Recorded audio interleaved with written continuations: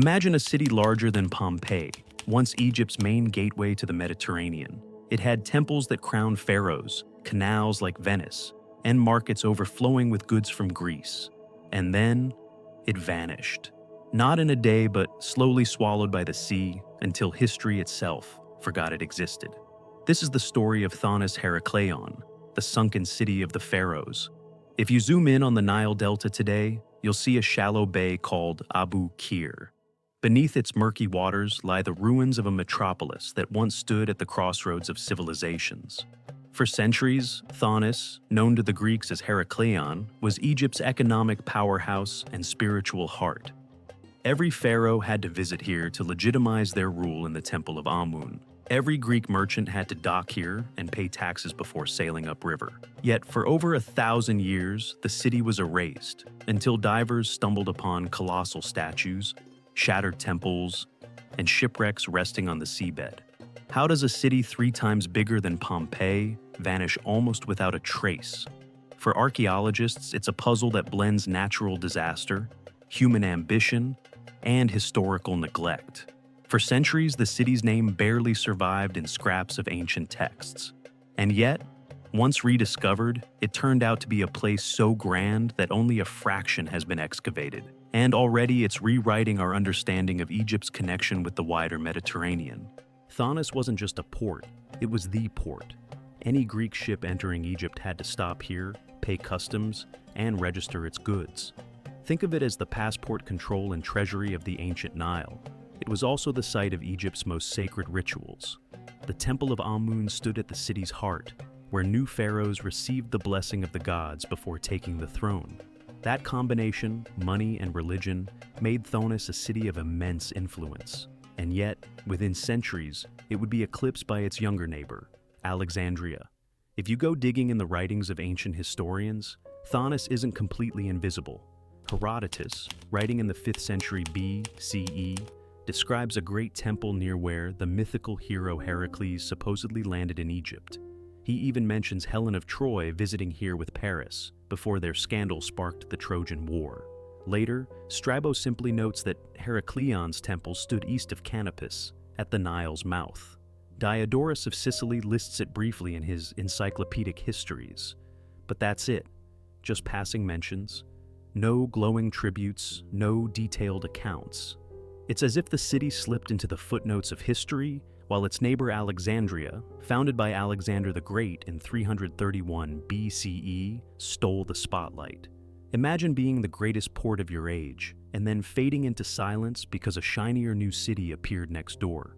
Unlike Pompeii, Thonis didn't vanish in one cataclysmic day.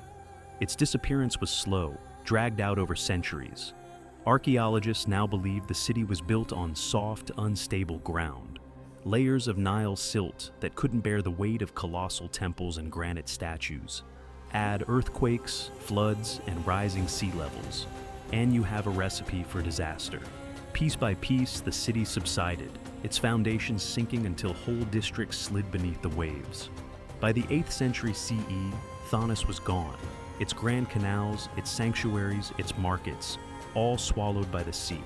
And because Alexandria had already taken its place as the region's trade hub, nobody bothered to record the loss.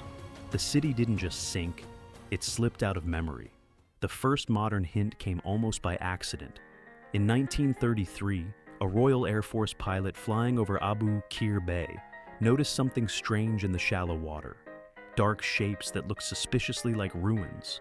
He reported it to a local prince, who even sent divers to investigate. But the visibility was terrible, and nothing concrete was found. The clue was dismissed as imagination. And so, Thonis went back to sleep beneath the waves for another 70 years.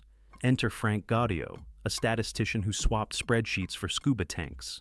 In the late 1990s, he set out with a bold plan to scan the seabed of Abu Qir Bay with instruments so sensitive they could detect faint magnetic ripples in the sand. Among them was a nuclear magnetic resonance magnetometer, a mouthful of physics that basically acted like X-ray vision for the ocean floor. The gamble paid off. Magnetic anomalies hinted at something massive buried beneath layers of mud and sediment. Gaudio and his team, archaeologists, divers, engineers, plunged into water so murky they could barely see their hands.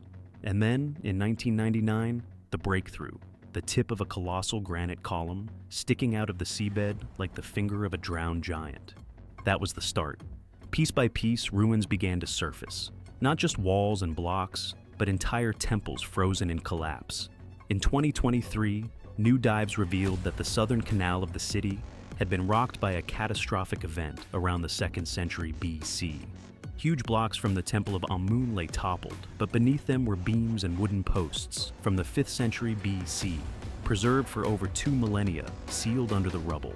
It was as if the disaster itself had created a time capsule.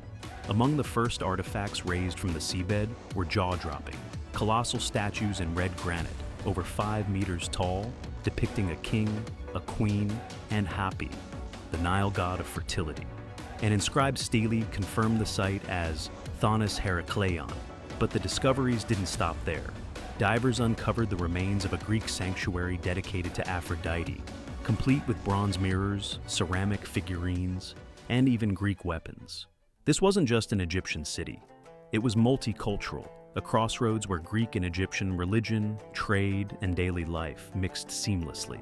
Nearby, archaeologists found fragments of the temple treasury, delicate alabaster perfume bottles, silver ritual instruments, and gold jewelry glinting under layers of sand. Each object was a whisper from a vanished world, preserved by water and time. Thonis wasn't a dusty port town. It was a living, breathing water world, an ancient Venice of the Nile. Temples and houses were built on islands, all linked by canals, ferries, and pontoons. A grand canal cut through the city from east to west, funneling goods from the harbor into its bustling markets. And remarkably, traces of that everyday life still survive. In 2025, divers uncovered a wooden fruit basket, 2,200 years old, still holding dome palm fruits and grape seeds. Found alongside Greek amphorae, banquet furniture, and gold amulets, it shows how ordinary and extraordinary coexisted here. People prayed at the temple, traded spices and wine, and then went home with baskets of food, just like us. But Thonis also carried military weight. A 25-meter-long Ptolemaic galley, built with both Greek and Egyptian shipbuilding techniques, was discovered trapped under temple debris.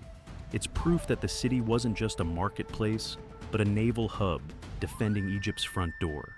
The seabed around Thonis is littered with evidence of its role as Egypt's customs gate.